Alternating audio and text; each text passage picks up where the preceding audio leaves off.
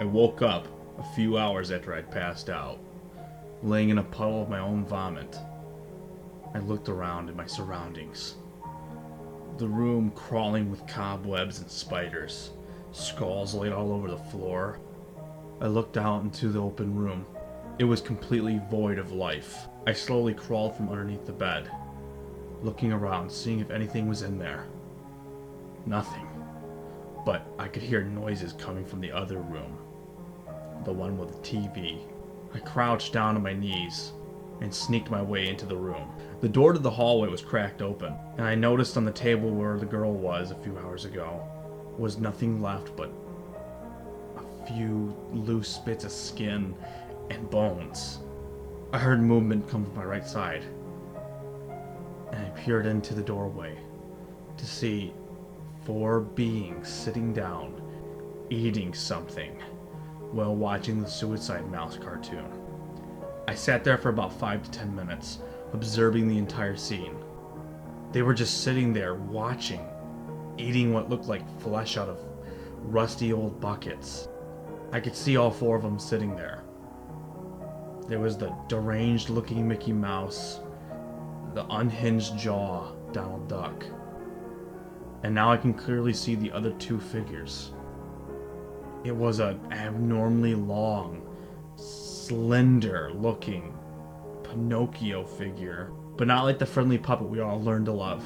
This thing was really slender and covered in knots and chunks of wood missing. It had a big, long nose that looked sharp as a knife. Instead of fingers, it had claws, and its limbs were so deranged and deformed. Its clothing was torn up, stained with blood, and it even had some chunks still left on it. The other figure was Alice from Alice in Wonderland.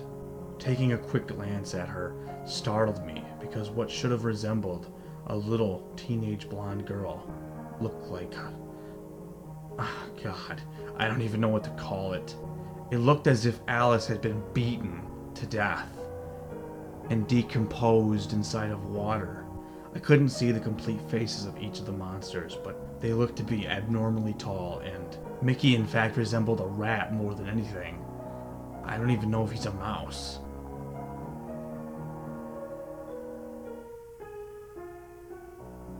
After waiting around for a little bit, I noticed that they were preoccupied with the TV, so I slowly started to back up. Never taking my eyes off of each side, I kept on swapping my vision back from the door to the hallway to the arch leading to the TV room. I finally made my way to the door, this time not taking my eyes off the arch. I grabbed the handle, and I pulled the door open. Something James and I were always bad at is that we were clumsy as all hell. So you could imagine my reaction when I stumbled a little bit, slamming the door shut. I heard the TV inside the arch room shut off. I heard footsteps of abnormally large, deformed monsters moving to the door as fast as they could. In a matter of seconds, I got back to my feet as my back turned to the hallway, faced the door, and unholstered my gun. I kept walking until my back hit the door behind me. I reached behind me for the doorknob, twisted it, and went in. Shutting the door behind me as fast as I possibly could, I didn't make a single noise, but I heard the door slam open, and footsteps leading down both directions of the hallway. I bet you're wondering how I even got the gun in here to begin with. Let's just say I know a few friends in Disney, and they also believe something bad happened to my brother that Disney did. And they wanted me to get my revenge and my closure, so they helped me sneak in, and they let my weapons pass, which is lucky for me, because I'd say if there's ever been a situation where I needed this 44 fucking mag, I'd say it's right now. I pushed my ear against the door and waited for the footsteps to fade. Just then I realized that I was in another room. The room was very dark, like no light at all, so I flipped on my trusty flashlight. The light pierced through the darkness and lit up the once dark room. Cobwebs were everywhere, but still, not even a spider could hide from the side of my eye. I was looking everywhere now, making sure none of those demons were inside here too. The room was small, unlike the other one. There was no table or any knives hanging from the ceiling. However, there was quite a bit of garbage. And when I say garbage, I mean bones. Everywhere scattered amongst were bones. Human bones, dog bones. Bones that I can't even identify where they came from. There was writing smeared all over the walls. I don't know what was used to make the letterings, but it all said, "Trapped. Inside. Don't come. Stay." The words made no sense to me, but I did want to explore more, so I kept pushing my way through the room. There was 3 doors. One to my left, one to my right, and one dead in front of me. I decided to go basic instinct and went right through the middle. I looked around, and it seemed to resemble a room, like a little kid's room. It had all sort of different artifacts inside of it, like baseballs and bats and little Disney figurines with the eyes carved out. And I looked on the walls, and there was even more sayings. "You're trapped. You're lost. You're forgotten." I kept looking around. Through the piercing blackness, I shined my light in the middle of the room and saw something hanging from the ceiling. It was a noose with a chair knocked over underneath it. There was a few things of furniture, including a desk, a bed, and a nightstand. However, it just felt like everything was gray. There was no color to the room. It was completely void of it. My clothes and my skin were the only things in the room that had color to them. I looked at the bed, and what looked like to be a shape underneath the covers. I readied my gun with my other hand as I put the flashlight down.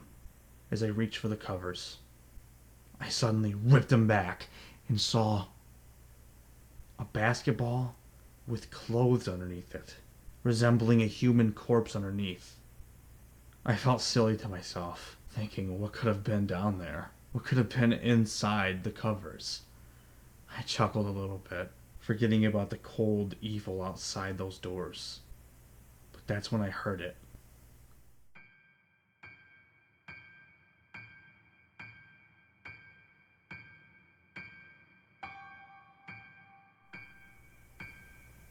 The handle to the door that I had just come through started moving, and it opened up the room.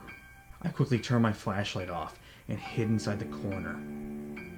I heard faint footsteps walk in as I shut the door behind it, and something had walked across the room, right past me.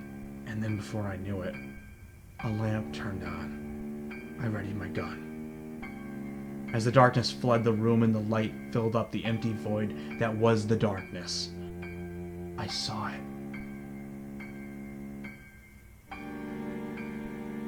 My heart pounded as fast as I've ever felt it. My eyes started to water as my hands trembled, my gun shaking in my hands. It was James. At least something that resembled him, but it didn't look just like the James I grew up with. It looked like something different. It didn't look like him. It looked like a monster. Its eyes were expanded, pupils deafening, and the gigantic void that filled them. Eyes pure black. The hair was all messy and dirty, while the hands were manipulated and what looked to be some fingers cut off. He was wearing the clothes that he died in. His teeth were extra long, and his ears were pointed. At least one of them, the other half, looked like it had been bit off. He was wearing a bow tie over all of this. And his feet, he looked to have pig's hoofs. Instead of feet, he had hoofs. And he just stared into my soul. The room was completely silent as we stared at each other. No words could be said. I tried to stay strong and show no weakness. Whatever it was, I had to tell myself it was not James. It just looked at me. Eventually, it opened up its mouth with a diluted tongue, and it spoke. Frederick? My heart stopped. Frederick, it's me. It's your brother James. You didn't listen to me. I told you to stay away. I told you not to go to the gateway, and you didn't listen. I had no words. What was I gonna say? I watched my brother get buried 6 feet into the soil. I saw his body hanging from the ceiling, and it was nothing like the way it is now. He spoke to me again. Are you gonna say anything? I hope you understand why I did what I did. I didn't mean to hurt you. I just meant to save myself. It got up as it started walking towards me. Freeze! I screamed out. He stopped in his tracks. Brother, please. This is me. I know I look not my own, but this is me. I promise. I watched you get buried. I watched your body hang back and forth. I took you down. I don't believe what I'm seeing. Explain yourself. Give me a reason not to pull the fucking trigger, you demon. He nodded and went over to the wall. You see, brother, this place, it's not what you think it is. Where do you think you are right now? I looked at him with a confused look. I'm underneath Disney. He looked back at me. Well, you see, that's the problem. You're not. I curiously asked back, then where the fuck am I? This is gonna be hard for you to understand, but you're in hell. Because you entered the gateway to hell. The gateway to hell? What are you talking about? That room that you entered, the janitor closet, it's a gateway. Something that Walt Disney tried hiding a long time ago, and it became a dimensional portal into hell. This is sort of like a customized hell. It's a Disney themed version of it. I was the last person to come down here, and I died. So I was sent back here. But I still am me. I'm still myself. Just things have changed. You mean besides your appearance? Yeah. There's certain things I have to do. So come along. I had to trust my dead, mutilated brother and hope to God that he's not gonna fucking kill me. He took me out of the room. As he reached for the next door, we opened it up and walked right on through. I heard a switch hit, and the lights turned on, and my jaw practically dropped. All over the room was bodies. Bodies and art drawn out with blood. You see, we have to do certain things down here. I work for him now. Him. I think you sleep better not knowing who he is. You see, only certain people can enter the gateway. People like me. The reason why you were able to come down here is because you're family. And family of blood can come down here. What about the girl? James, there was this girl dressed up in a blue outfit with blonde hair. She was in a Disney princess, I think Cinderella dress. These things mutilated her. Do you mean the demons? Yes. Well, they have to eat. We all have to eat. What do you mean you have to eat? You see, sometimes they lure people, like me, down here to eat.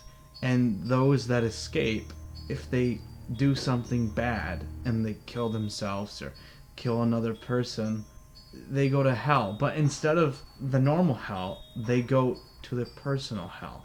Like this. This is where I went. So why can't you just leave? Well, I can't. A demon can't go up there. They just can't. In fact, this is gonna sound kind of weird, but The girl that you saw was not Cinderella. Then what the hell was she, James?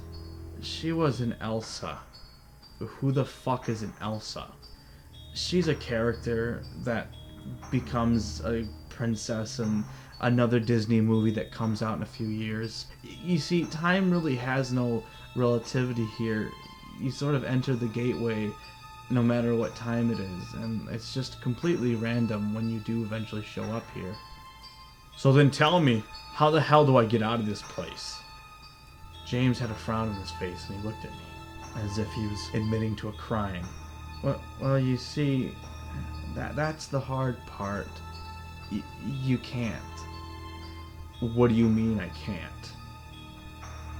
Because I'm hungry. The hairs on my skin started to crawl up. I felt the shivering sensation in my body. I looked at James, who was now looking directly into my eyes.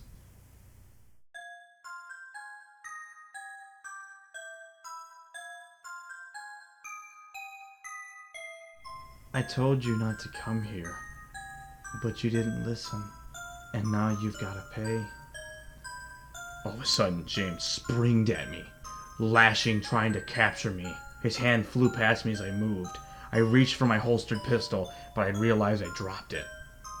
He turned around and looked at me through the darkness as my flashlight spun onto the ground. Standing by the door, he looked at me, saying the words, "You can't escape, brother. I'm hungry, and you have to feed your baby brother. You will never escape this place, and you'll be here, a part of me, forever and ever and ever, in the happiest hell in the whole wide world." He reached his claws up as I scrambled to find my gun, only finding my flashlight. He flicked the switch on the wall, turning off the lights. Hearing footsteps throughout the room as he ran around it in the darkness, I grabbed my flashlight and rolled off to the side as I heard him tackle the area where I was right before then. "Where are you, brother? You know you can't escape. Just give me what I want. I need your flesh." My heart was pounding, with sweat streaking down my body. I felt my stomach turning inside of me. Is this even real? A part of me wanted to just find my gun and put it in my mouth and pull the damn trigger. But I can't. I've got to survive this. I've got to expose this shit. I turned my flashlight on, but the batteries were out of sync, and it kept on flashing in the room, on and off. I scanned the room with every single blink I could, and then I found him. He was in the corner of the room, looking directly at me. He charged as he jumped into the air, leaping right in front of me. I pulled out my knife, and I swung it in front of me. I heard the gashing sounds of a wound as I heard a scream of pain from James. The flashlight got knocked out of my hand as his body landed right next to mine. Gooey warm blood streaked across my face. I scanned the room. I saw where he was. The flashlight blinked on and off. Every second on the second. On, off, on, off. I looked at him, back turned to me, holding his hand on his face. Then he stood up and swung around. I stabbed his eyes out. He was completely blind. I cut him right in half. They were so big, I couldn't have not hit them. I can only imagine his rotten flesh must have made it easier to cut through his face. I saw yellow liquid draining out of the eyes. Clumpy. It was his blood. "I can't see you, brother, but I can still get you. I'm going to eat you, rip you apart. I'm going to kill you." The light blinked on and off and on and off as I saw him getting closer and closer and closer. I knew what I had to do. I picked up something off the ground and threw it at the wall the opposite side of the room. He heard it all at once, smiling, and pounced on it. I ran up behind him and slashed his legs. His skin was so rotted that it just slid right through the bone. One of his legs were cut off completely, and then I whacked at the other one. The warm, yellow, goopy blood fall all over my body, stained my clothing. fall all over my hands as I took the knife and I stabbed him in the gut multiple times, cutting him. All I heard was hysterical laughter from my brother, laughing in enjoyment as I cut him to pieces. I must have cut him anywhere from 10 to 20 times until I stopped. I ran over to the wall where the door was and I flipped the switch on. I started bawling my eyes out. I picked up the pistol and then I pulled back the trigger as I started breathing intensely. And then I pulled the trigger, shooting James right in the heart, lodging the bullet. I saw the yellow blood shoot everywhere. I dropped to my knees and watched as blood started filling up his lungs. The bullet was basically a nail in the coffin for him. I grabbed my blinking flashlight and slapped the back of it, making the blinking light stay strong, cutting through the darkness once again to see James sitting there. He was foaming from the mouth with yellow blood pouring down him, and got on the wall opposite of him, and then sat down, looking directly at his black eyes.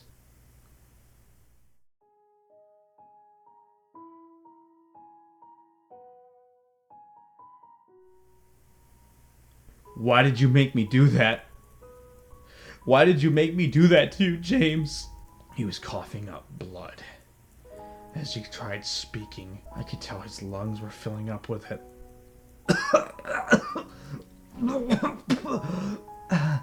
I had to, brother.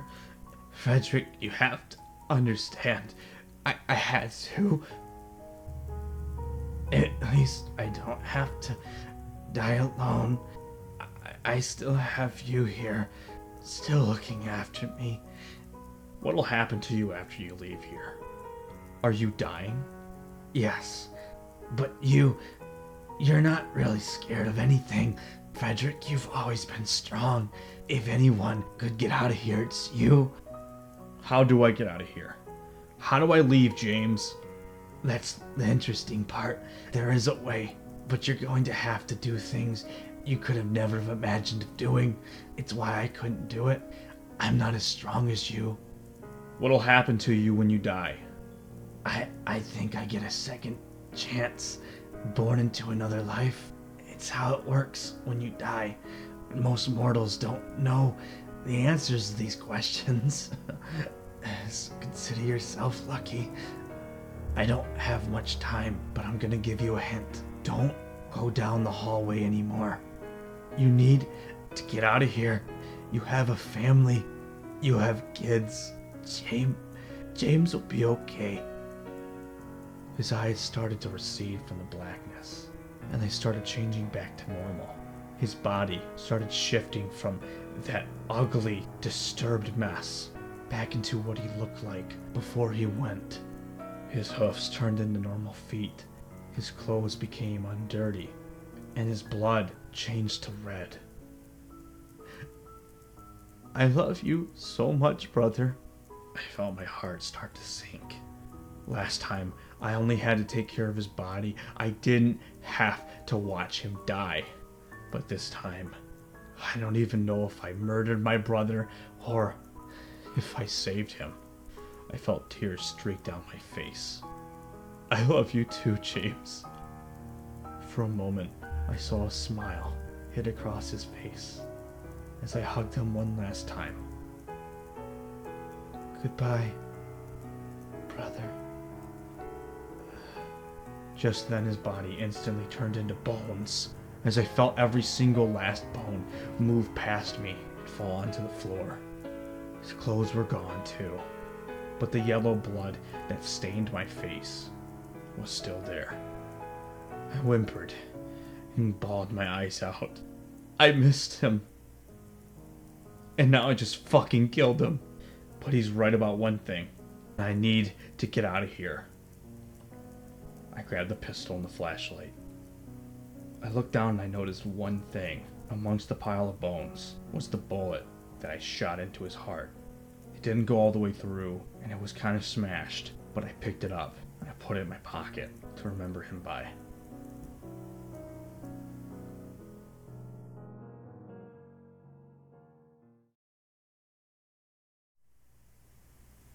I opened up the door and shut it behind me.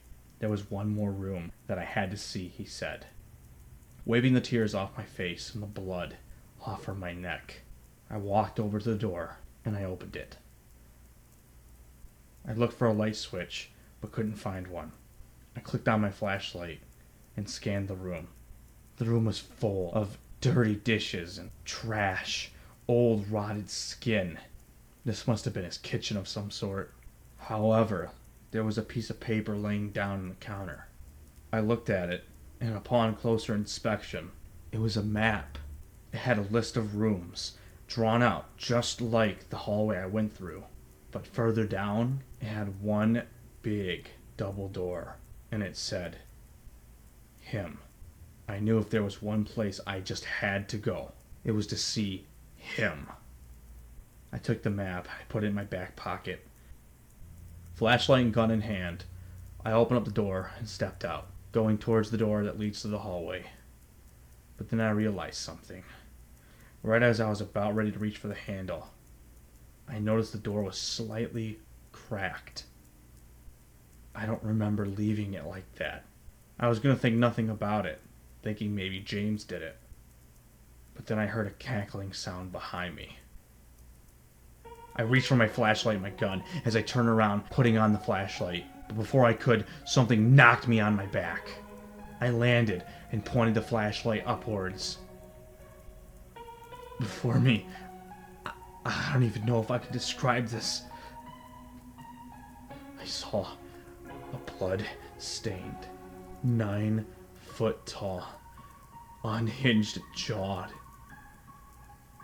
Donald Duck.